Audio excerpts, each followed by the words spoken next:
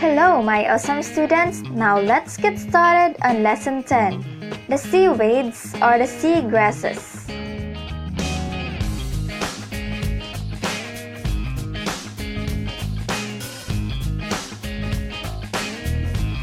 Seaweed.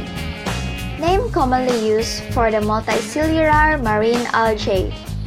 The more highly developed types of seaweed usually have a basal disc, called a holdfast, and a frond of varying length and shape. Types of seaweeds. First, the brown seaweeds, the red seaweeds, the green seaweeds. Now, let us know all about brown seaweeds. Brown seaweeds live at fairly deep depths. They are usually larger than other kinds of seaweeds. One well-known example is the ball kelp that grows on the west coast. Brown seaweeds have gold or brown pigments in their cells, which mask the green of its chlorophyll. This makes the seaweeds look olive green, gold, or even dark brown. Red seaweeds.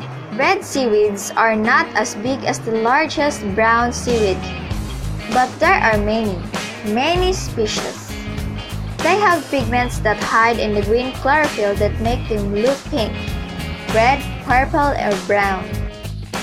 Green seaweeds. Most green algae, which includes seaweeds, live in fresh water, so the saltwater-dwelling seaweeds make up a small portion of this group. Green seaweeds represent only about 10% of all green algae. Green seaweeds live mostly in the shallowest seawater, including intertidal pools that fill and drain with the tides. Some can live where the salt water and fresh water mix, where rivers empty into the ocean.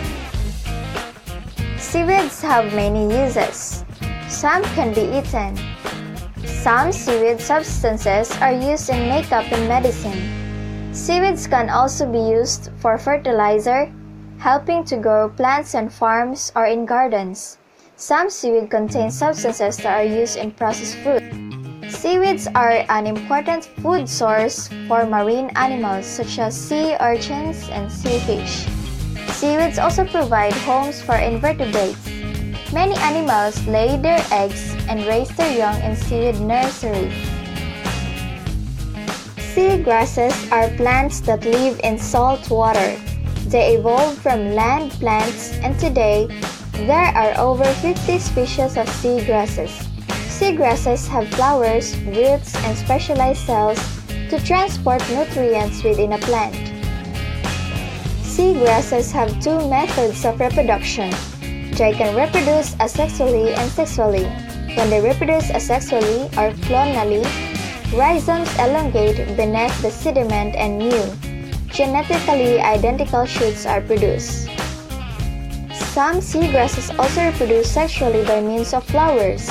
Some species of seagrasses have distinct male and female flowers, while others are both female and male within the same flower. When the male pollen fertilizes the female ovary of the flower, new genetically unique seagrasses shoots are produced. In addition, flowers or their fruits can break off and travel long distances through the water. This is essential in the new creation of the new meadows. Seagrasses provide productivity and shelter, sediment stabilization, water clarity. There are important distinctions between seagrasses and seaweed. The two differ in reproduction, structure, and how they transport nutrients and dissolve gases. While seagrasses are considered vascular plants and have roots, stems, and leaves, seaweed are multicellular algae and have little and no vascular tissues. That ends our Lesson 10, Seaweeds, Seagrasses. Created using Powtoon.